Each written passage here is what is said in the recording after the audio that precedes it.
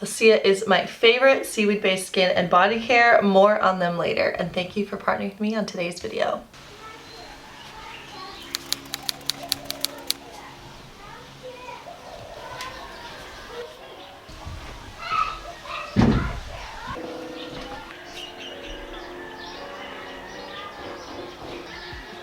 As we go into the new year, I thought it would be fun to do a video with Andrew and share what we eat in a day, because this month we have been together for 20 years. Can you believe it? 20 years ago, when we were 15 and 16 years old, the clock struck midnight at a New Year's Eve party and Andrew asked me to be his girlfriend. We never could have imagined what was in store for us together. That we'd marry 6 years later, quit our jobs and move to Hawaii, start growing our own food, and make 5 babies together, giving birth to all of them at home. There is no one else I'd rather do life with. We were completely different as teenagers than we are now, but instead of growing apart, we somehow managed to grow together, being inspired by the best parts of each other. And I'm so grateful we did. Don't get me wrong though, we've had our ups and downs. We've had years that are harder than others. We've had times that test our humility like nothing else, but loyalty and commitment is stronger. Being willing to humble ourselves and being eager to learn from each other is also stronger. So I'm cheersing to the New Year's for more growth and expansion and love and humility with Andrew by my side.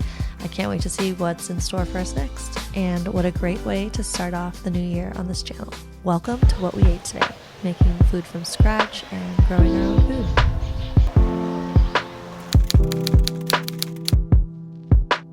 So I like to have a little fruit before I work out. I'm just getting back into the rhythm of working out regularly since giving birth to Dagny, and it feels so good. These days I prefer weighted workouts with a little HIIT thrown in here and there. I want the most bang for my buck in the shortest amount of time, since it's rare that I have the time for longer workouts.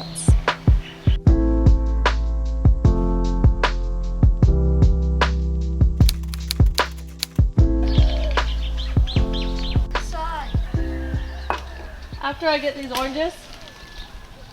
Well, could you come back out and just bring me the soap bottle so I don't have to go inside? Get off the soap just stays there. That's why you gotta use the clean water to keep going. I am so happy that we have good tangelos now. When we first bought this house, the tree wasn't doing so good, and we fed it with awesome compost and worm castings, and now it's doing really great.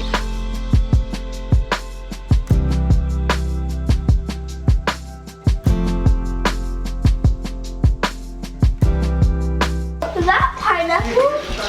Yeah, that's from a smoothie.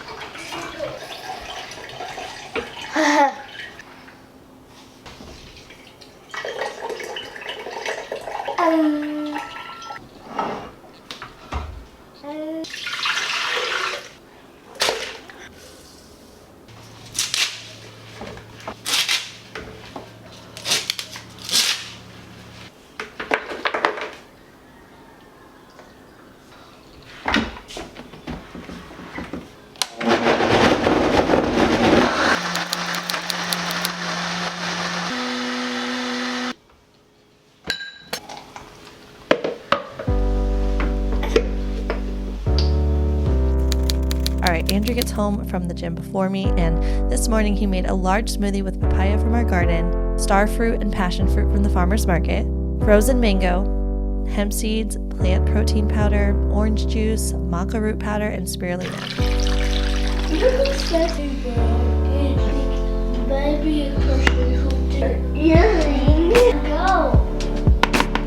He used to be really into running, but the last 3 to 4 years he switched over to bodybuilding.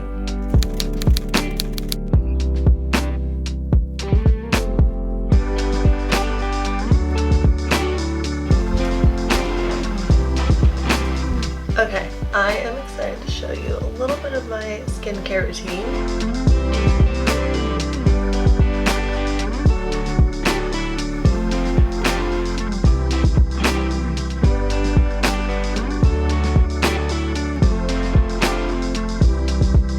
Alright, now I'm going to show you the one product that has completely transformed my skin. the Advanced Protection Cream.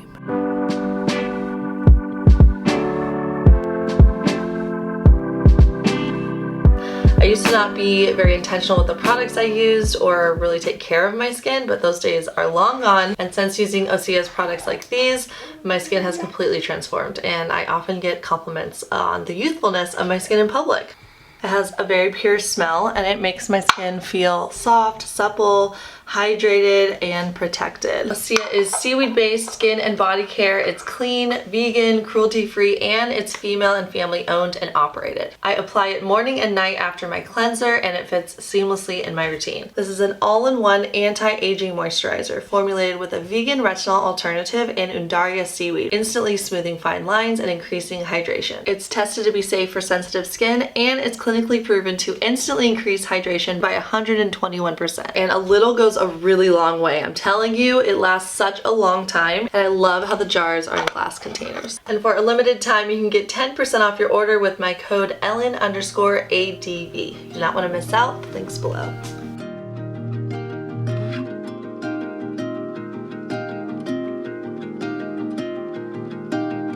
We prepared a couple of our favorite things we like to make from scratch today, including vegetable broth and homemade hummus. We eat a lot of both of those foods with our big family, so making these foods from scratch not only saves money and waste, but also we can make sure to prep them with healthy ingredients. The hummus is made with garbanzo beans, cumin, onion powder, garlic powder, black pepper, salt, tahini, lots of lemon juice, and water. I'll put the full recipe in the description box for you. We use drained and rinsed canned beans most of the time, but if you cook soaked dried beans, you'll save even more money.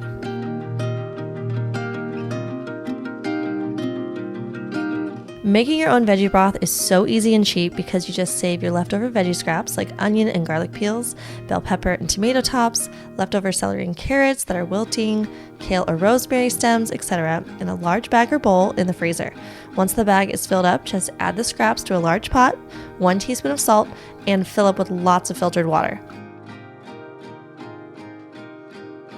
Bring the pot to a boil, then turn down to low and let simmer for 2 to 3 hours. Then strain the scraps and pour the nourishing veggie broth in airtight containers in the fridge. Voila!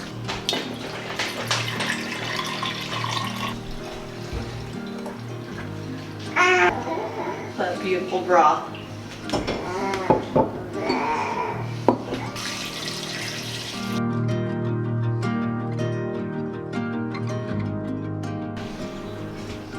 This is half gallon, 1 gallon total, almost 1.5 gallons. All for free, instead of paying it at the store. Yeah, this would be, quart is about $2.50 to $5 depending on the brand you buy.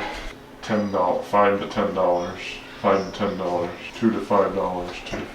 I mean, if you're buying like organic. Mm-hmm. And it has zero waste too. There's no plastic tin.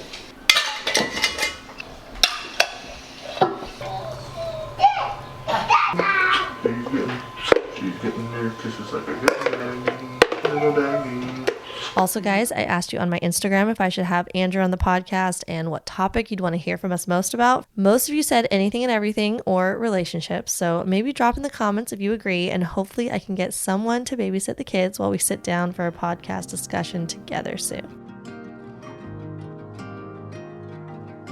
For lunch, we both had a plate of baked sweet potatoes and golden potatoes with homemade hummus and a salad with greens from our garden.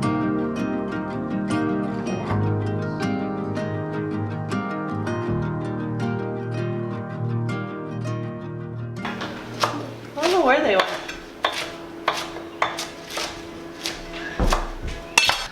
All right, this looks so good. Super excited to eat it. So if you've watched my stuff for any amount of time, you probably know that I love salads. I eat green salads all the time throughout my week. Not every day, but a lot throughout my week. And I wanted to share some tips on how to make a delicious salad every time so that it's creamy, it's filling, it's nourishing, and it tastes delicious. So you always want to start out with some tender greens. By that, I mean lettuces that are soft and hopefully made in good soil. But if you don't have that opportunity to get homegrown lettuce, that's fine too. You just want to get get the best quality lettuce you can find at the farmer's market or at the store. And then I like to add bitter greens to that, or herbs, or both. So that would be like arugula and some cilantro or basil, whatever herbs sound the best to you. Fresh herbs add a lot of dimension to your salad, so go for it. Just add your favorite herbs on top. And then I always want to add something creamy, like avocado is my go-to, but if you don't have good avocados and you can't get local avocados, then other types of plant fats like tahini or some kind of cashew dressing, or even like a hemp cashew dressing that you blend yourself,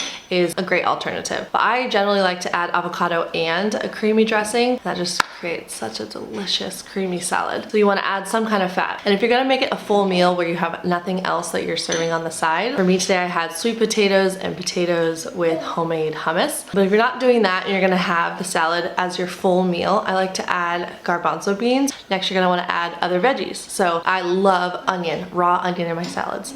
So good, adds so much flavor. I love the crisp crunch. You could also do cucumber. Tomatoes are really good, and then you can season the tomatoes with salt and pepper. The key here is to get the most delicious vegetables that you have access to. For instance, if you eat Costco grown tomato, it's not going to be near as flavorful and delicious as if you were to pick a backyard cherry tomato or an heirloom tomato that you can get from an organic grocery store or farmer's market. So get the best quality vegetables that you can. But if the tomatoes that you have access to aren't super flavorful, for instance, you could season it with some salt and pepper after you chop the tomatoes on top. Just get it right on top of the tomatoes. After you've had your favorite vegetables, it could be cucumber, sliced carrots. Also, another tip is to slice them really thin. Super thinly sliced vegetables go a really long way. Even the way that you slice a vegetable into your salad changes the way that you're tasting your salad. For instance, like if you're eating like big chunks of carrot, that's not gonna be near as delicious as super thinly sliced carrot. Okay, now for the dressing. You already have the avocado and some tahini, which is like partly a dressing. Or you don't have avocado and you just have tahini. Or you're gonna blend up some kind of salad dressing with cashews and hemp seeds or other type of plant fat like pumpkin seeds. If you're gonna do that, you're gonna wanna take this next advice on what you're gonna add to your salad and put it into the dressing. So for the dressing, you want a fat, which in my case that I like to use is like tahini or avocado or both, and you're gonna want something sour. So that's lemon or lime or apple cider vinegar, or even white balsamic vinegar or regular balsamic vinegar, or a combination of those different things. And then you're gonna want something sweet. This is a key ingredient. This is why store-bought dressings taste so good, because they generally have all of these components. So for something sweet, I like to do just like a drizzle of maple syrup, or you could use agave. Those are really the only things that I would recommend. And by drizzle, I really mean just a little bit, like half a teaspoon or a teaspoon. It really goes a long way. And then lastly, you want to add spices and salt. So I like to do just a sprinkle of salt,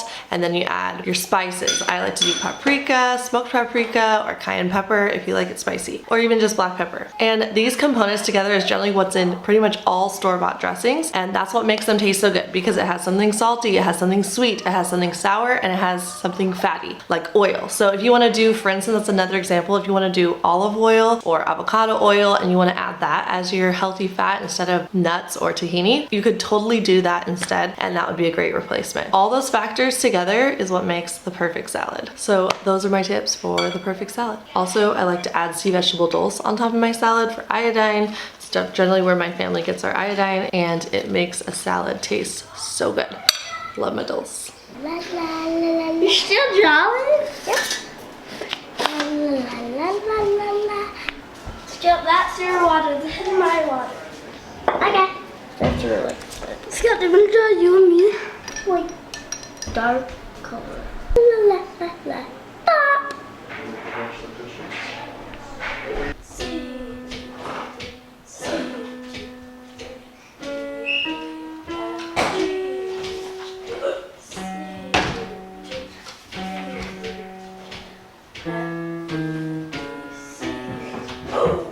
So if you enjoy it and you're feeling the groove, then it's gonna sound like that. It's gonna sound like you're feeling the groove. And then guess what? Other people are gonna feel the groove too. Here we go. Your legs still.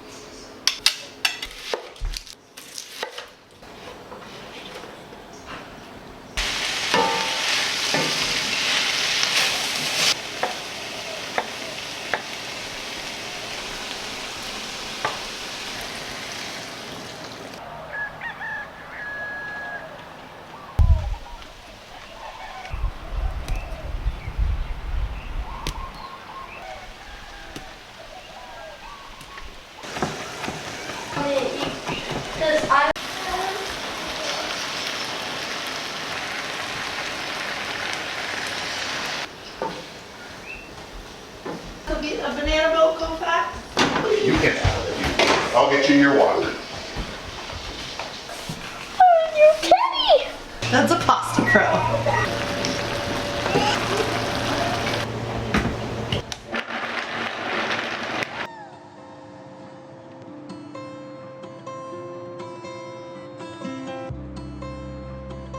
For dinner, we made one of my favorite recipes in my ebook, Epic Vegan Cravings, called the linguine parm. Made with wholesome ingredients to nourish our family, you can get my ebooks filled with all our family's favorite staple recipes at ellenfisher.com or linked below.